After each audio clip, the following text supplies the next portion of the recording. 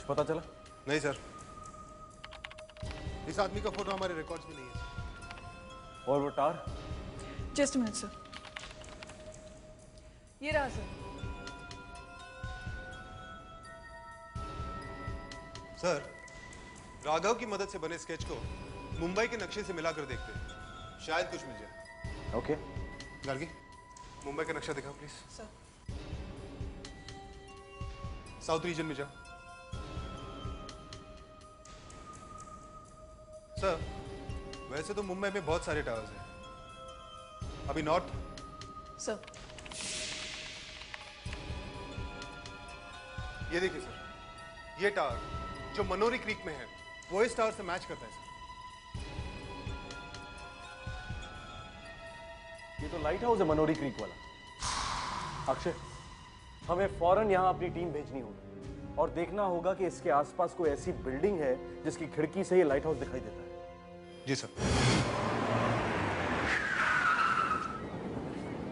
ये वो light house है। यहाँ तो आसपास एक भी बिल्डिंग नहीं है। पर ऐसे कैसे हो सकता है?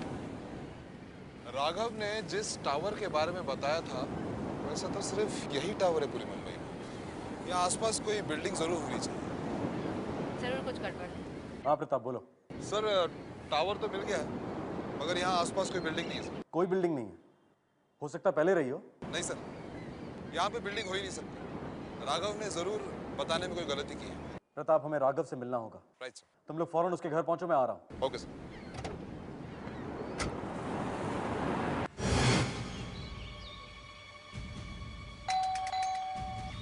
जी सर। राघव है घर पे? हाँ है। राघव, आपको हमारे साथ चलना होगा। आपके साथ चलना होगा? कौन है आप लोग? हम लोग हैं कौन? हाँ? आपको याद है आपने हमें एक अपराधी के बारे में बताया था? अपराधी के बारे में? किस अपराधी के बारे में भाई? क्या बोल रहे हैं आप लोग? राघव उसी अपराधी के बारे में जिसने आपके दोस्त अखिल और विनीता का खून किया है। आपने उसे देखा था, उसने आपको हिप्नोटाइज किया था। मुझे हिप्नोटाइज किया था? किसने और क्यों? और देखिए, मैं आप लोगों को नहीं जानता, क्या ना आप शराब बोल रहे हैं आप लोग? आपको याद नहीं है? आप हमारे साथ डॉक्टर तपस्या के पास गए थे। डॉक्टर तपस्या के पास मैं क्यों जाने लगा भाई? मतलब राघव जी, ठीक से याद करने की कोशिश कीजिए। आप हमारे ऑफिसर अक्षय से भी मिले थे जॉगिंग ट्रैक पे। जॉगिंग ट्रैक पे? क्या? अरे सुधा, क्या हो रहा है? सुधा, ये लोग कह रहे हैं कि मैं जागते हुए सपना देखता हूँ। मैं जॉगिंग करने गया था और वो क्या है, डॉक्टर तपस्या के पास इलाज करवाने गया था। I don't know them. Jogging? इन्होंने तो अभी तक सुबह का सूरज तक नहीं देखा है। एग्जैक्टली। वैसे आप लोग कौन हैं? मिसेस राघव, हम लोग सीआईडी स्पेशल ब्यूरो से। आपके पति हमसे पहले मिल चुके हैं। क्यों ऐसा कर रहे हैं आप लोग? क्यों झूठ बोल रहे हैं आप लोग? देखिए, हम कोई झूठ वूठ नहीं बोल रहे हैं और आप प्लीज हमें परेशान मत कीजिए। मेरे हस्बैंड का दिमाग बिल्कुल ठीक है, कुछ नहीं हुआ है उन्हें, और हम पुलिस के चक्कर में नहीं पड़ना चाहते। प्लीज प्लीज आप लोग यहाँ से जाइए। इन्हें ठीक से सब कुछ याद दिलाना पड़ेगा। तुम कौन हो? जी, मैं यहाँ काम करता हूँ। मेरा नाम मोहन है। कब से काम कर रहे हो? 3-4 महीने हुए साहब। आप लोग क्यों नहीं जा रहे हैं यहाँ से? क्यों हम लोग को परेशान कर रहे हैं? मैं आप लोगों के हाथ जोड़ती हूँ, प्लीज जाइए।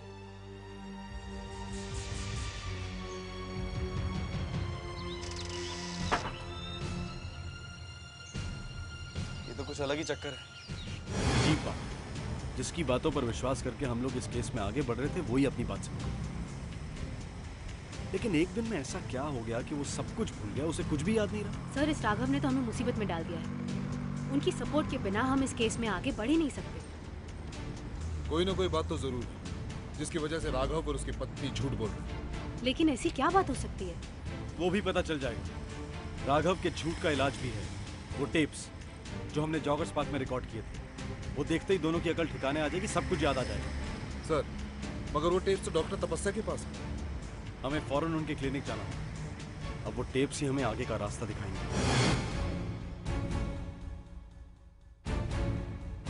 डॉक्टर तपस्या? थैंक गॉड, मैं अभी आप ही को फोन ट्राई कर रही थी। क्यों, क्या हुआ? कल रात हमारे ऑफिस में चोरी हो गई। चोरी? हाँ, आइए मैं आपको दिखाती हूँ। लेकिन ये चोरी हुई कैसे? पता नहीं, कल रात को कोई आदमी शीशा तोड़कर अंदर आया। और ये देखिए, पूरे ऑफिस का क्या हाल कर दिया उसने। Oh my God. लेकिन वो जो राघव के ट्रांस में जाने वाले टेप्स हमने आपको दिए थे वो तो आपके पास है ना?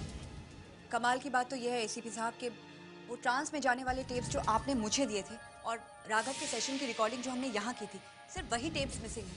इसके अलावा चोर ने इस ऑफिस की कोई भी चीज को हाथ नहीं लगाया। What? सर, लगता है उसी आदमी का काम है जिसने अखिल और विनीता का खून किया। उसे जरूर पता चल गया है कि राघव को सब कुछ याद आ गया है और अब मामला सीआईडी स्पेशल ब्यूरो तक पहुंच गया है। सर, इसी खूनी ने राघव और उसके पत्नी को धमकी दी होगी और इसीलिए राघव ने हमें पहचाना नहीं था सर। लेकिन ऐसा भी तो हो सकता है कि उसका मुंह बंद रखने के लिए उसे पैसे दिए हों। कुछ ना कुछ गड़बड़ तो जरूर चल रही है राघव के घर में। हेलो, या मिसेस राघव बोलिए। मुझे आप लोगों को कुछ बताना है, बहुत जरूरी बात है। ठीक है, हम वहां आते हैं। देखिए, जितनी जल्दी हो सकता है आप यहाँ पे आ जाइए। यहाँ कभी भी कुछ भी हो सकता है। क्यों, ऐसी क्या बात है मिसेस राघव? मेरे पास मत आओ। मिसेस राघव प्लीज मेरी मिसेस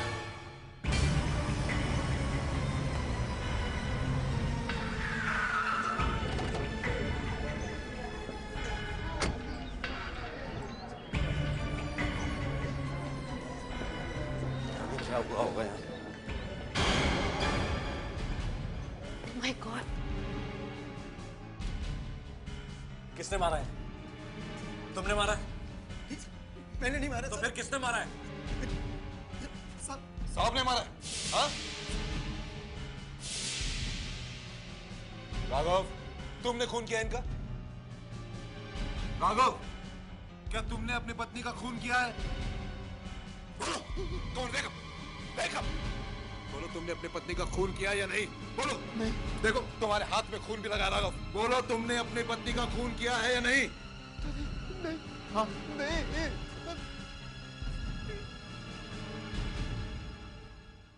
तुमने देखा था इन्हें खून करते हुए? नहीं, मैं यहाँ नहीं था। तो फिर तुम्हें कैसे पता कि साहब ने इन्हें मारा है? मैं था पर दूसरे कमरे में था। मैडम की आवाज सुनकर यहाँ आया तो देखा साहब ने मैडम का खून कर दिया। खून कर दिया? चलो बताओ, क्या हुआ था घर पे? बोलो। सुधा, जल्दी से बता दे, नहीं तो सीधे जेल जाओगे। चलो बोलो, क्या हुआ था घर पे? पिछले एक हफ्ते से साहब बहुत डरे डरे से रहते। बैठे बैठे अचानक जाने कहाँ खो जाते थे साहब। फिर ये बात तुमने हमें पहले क्यों नहीं बताई जब उस दिन तुम हमसे मिले थे? साहब ने मना किया था, कहा था आपकी किसी भी बात का जवाब ना देना। क्यों? वो कह रहे थे कि अगर उनके बारे में मैंने आपको कुछ भी बताया तो वो तो मरेंगे ही, साथ में हम सब भी मारे जाएंगे। अभी साहब को क्या हो गया? उनसे कोई मिलने आता था? नहीं, मिलने तो नहीं आता था कोई, मगर शाम को अचानक कहीं बाहर चले जाते थे। वैसे भी दिन भर अपने आप को स्टडी रूम में बंद कर लेते थे, बाहर ही नहीं निकलते थे। Study room? कहाँ है स्टडी रूम? वहाँ है साहब। प्रताप, तुम एक काम करो, तुम यहाँ राघव के पास रुको, इसके फिंगरप्रिंट्स लो और एम्बुलेंस को फोन करो। यस। चलो दिखाओ हमें। खोलो।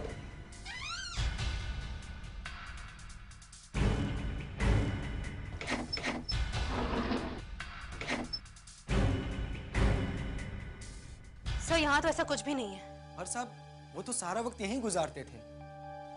ये राघव सारा दिन इस कमरे में करता क्या होगा? यहाँ तो कुछ खास दिखाई नहीं दे रहा, सिर्फ इस कंप्यूटर के। एक काम करो जैस्मिन, इस कंप्यूटर को ऑन करो। सर,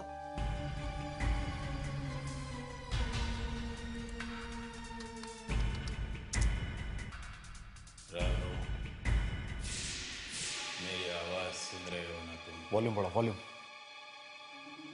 ध्यान से सुनो, तुम्हें संगीत सुनाई देगा। ओह माय गॉड, ये तो वही हिप्नोटाइज करने वाली सीडी। सर, इसका मतलब उस खूनी को राघव के बारे में सब कुछ पता चल गया था और इसीलिए उसने राघव को हिप्नोटाइज करना शुरू कर दिया। यस, और ये ईयरफोन, इसी से वो राघव के दिमाग को कंट्रोल करता होगा। हाँ सर, उस खूनी ने ही राघव का दिमाग कंट्रोल किया और उसी से उसकी पत्नी का खून करवाया। अब सारा खेल समझ में आ गया। राघव का ठीक होना बहुत जरूरी है, क्योंकि सिर्फ राघव ही हमें बता सकता है कि कौन उसके दिमाग को कंट्रोल कर रहा है। सर राघव कुछ बताने की हालत में नहीं है सर। क्यों, क्या हुआ? उसकी हालत बहुत खराब है। सारी कोशिशें करके देख चुके हम, वो कुछ बोल ही नहीं रहा है। बोलना तो उसे पड़ेगा, क्योंकि सिर्फ वही है जिसने खूनी को देखा। उसे सब कुछ याद कराना पड़ेगा किसी भी तरह से। शायद डॉक्टर तपस्या हमारी कुछ मदद कर सके।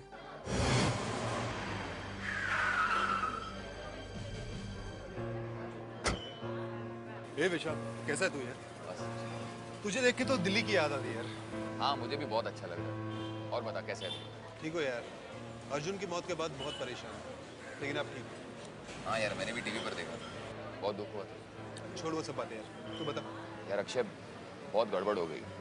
मेरे पार्टनर ने मुझे धोखा दिया और करोड़ों रुपए का नुकसान हुआ। करोड़ों का नुकसान?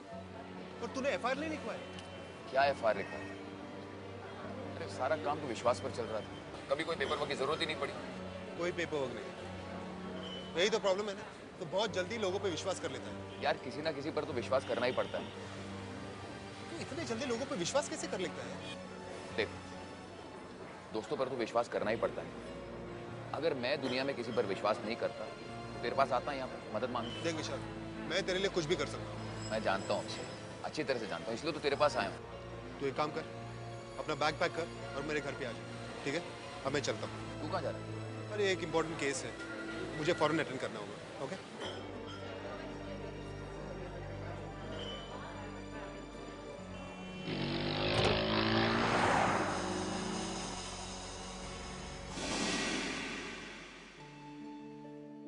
राघव, राघव, तुम मेरी आवाज सुन सकते हो। राघव एक आदमी है जिसने तुम्हारे दिमाग को अपने बस में कर लिया है। तुम वही करते हो जैसा वो तुमसे कहता है। राघव, उसने तुम्हारा घर बर्बाद कर दिया। उसके कहने पर तुमने अपनी बीवी का खून कर दिया। कौन है ये आदमी राघव, जिससे तुम पिछले हफ्ते मिले थे सीआईडी स्पेशल ब्यूरो की टीम से मिलने के बाद?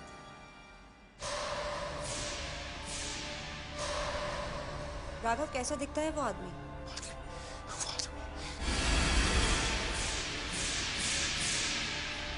वो आदमी लंगड़ाता है और उस आदमी की दाढ़ी है। नाम क्या है उसका? मुझे नहीं पता। वो आदमी रहता कहाँ है? मुझे नहीं पता। मगर वो तो तुमसे बात करता है ना? हाँ। तुमसे वो मिलता कहाँ है? वो रोज रोज कार लेकर मेरे घर आता है, मुझे कहीं ले जाने के लिए। कहाँ ले जाता है वो? कैसी जगह है वो? मुझे नहीं पता, लेकिन मेरे घर से उस जगह की दूरी 15 मिनट की है। 15 मिनट? हाँ। कैसी जगह है वो राघव? बहुत तेज हवा चलती है और सूखी मच्छी की बदबू आती है। वहाँ आसपास कोई खास जगह है? लिखो लिखो। कोई लैंडमार्क? बेकरी, बेकरी है वहां पे। बेकरी। बेकरी? इसका मतलब उस बिल्डिंग के आसपास कोई ना कोई बेकरी जरूर है। वो आदमी राघव को ऐसी जगह पर लेकर जाता था जहां मछलियों की बास आती है और बहुत हवा चलती है। इसका मतलब ये जगह जरूर समंदर के आसपास कहीं होगी। लेकिन सर, मुंबई तो चारों ओर से समुद्र से घिरा हुआ है। अब पता कैसे चलेगा कि ये कौन सी जगह है? ये कोई ऐसी जगह होगी जहां पर मछली पकड़ने वाले रहते हैं, मछुआरे। ये देखिए सर, वर्ली, खारदांडा, मजगांव डॉक। अक्षय, राघव ने बताया था कि वो आदमी उसे जिस जगह पर लेकर जाता था वो जगह उसके घर से लगभग 15 मिनट की दूरी पर थी और राघव अंधेरी एसवी रोड पे रहता है। एसवी रोड, अंधेरी? गार्गी, जूम करो अंधेरी को। सर, अंधेरी से 15 मिनट की दूरी पर सिर्फ एक ही जगह है जहां पर मछुआरे भी रहते हैं और जहां पर समुद्र भी है। वो देखिए सर, वर्सोवा। करेक्ट। इसका मतलब ये खूनी वर्सोवा में ही रहता है और एक ऐसी बिल्डिंग में रहता है जिसके पास बेकरी भी है। अब ये खूनी हमसे बच नहीं सकता।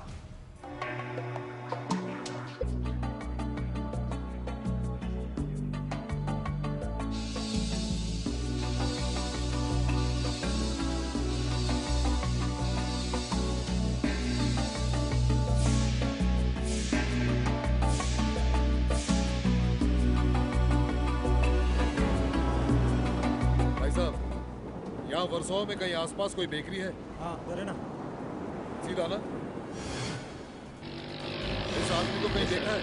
हाँ जी, ये आदमी वो सामने सनशाइन अपार्टमेंट है, वहाँ पे रहता है। लेकिन सर उनको दाढ़ी नहीं है।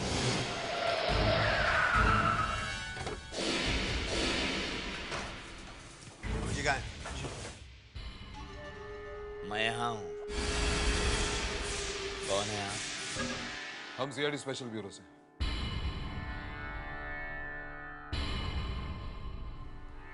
हाँ, सीआईडी वालों को भी तो प्रॉब्लम होती है ना? प्रॉब्लम हमको नहीं, प्रॉब्लम तुमको है। मुझे? हम तुम्हें अरेस्ट करने आए। चलो उठो, तो जल्दी उठो। बहुत घुमाया तुमने। हमने तुम्हारे लिए एक नए आश्रम का बंदोबस्त किया है। चलो। मैंने क्या किया? कुछ नहीं किया। हाँ, कुछ नहीं किया।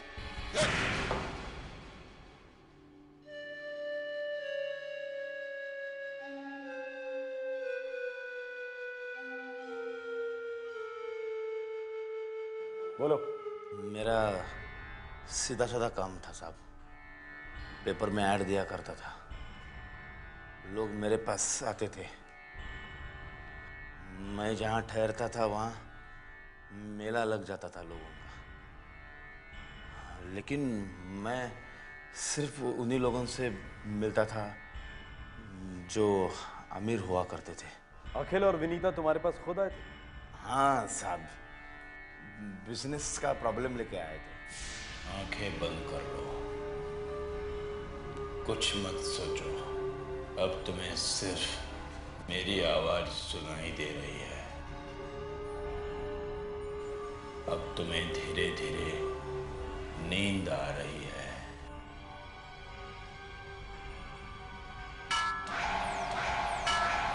अब आपके पास जितने भी जेवरात है, पैसे है, निकाल के यहाँ रख दो। सब कुछ निकालो और रख दो यहाँ पे। शाबाश।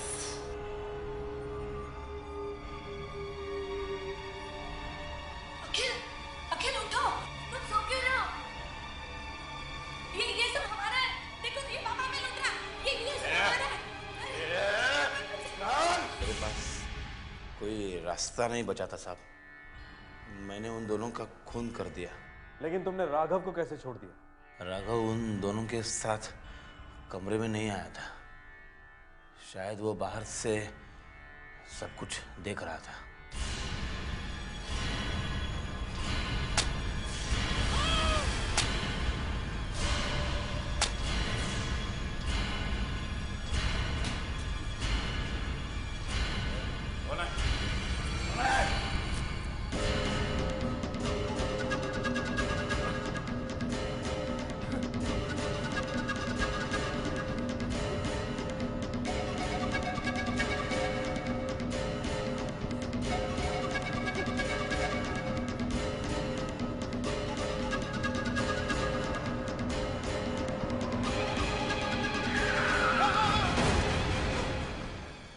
वापस आके मैंने अपने दो चेलों से अखिल और विनीता की लाश को ठिकाने लगाने के लिए कह दिया। उन्होंने उन दोनों की लाश को उनकी ही कार में डाला और एक्सीडेंट करवा दिया। मुझे लगा राघव की उसी एक्सीडेंट में मौत हो चुकी है, लेकिन ऐसा हुआ नहीं। वो जिंदा था। लेकिन मुझे ये तब पता चला जब वो आपके पास पहुंच गया और उसे सब कुछ याद आने लगा। और इसलिए फिर तुमने अपना कमाल दिखाया। तुमने उसका दिमाग घुमाना शुरू कर दिया, उसे हिप्नोटाइज करना शुरू कर दिया। तुम ऐसे लोगों को लूटा करते थे जो तुम्हारे पास मदद मांगने के लिए आते थे। एक भोले भाले आदमी से तुमने उसकी बीवी का खून करवा दिया। लेकिन अब तुम बिल्कुल सही जगह पर जा रहे हो, जेल। वहां तुम्हारा ये सारा हिप्नोटिज्म निकल जाएगा।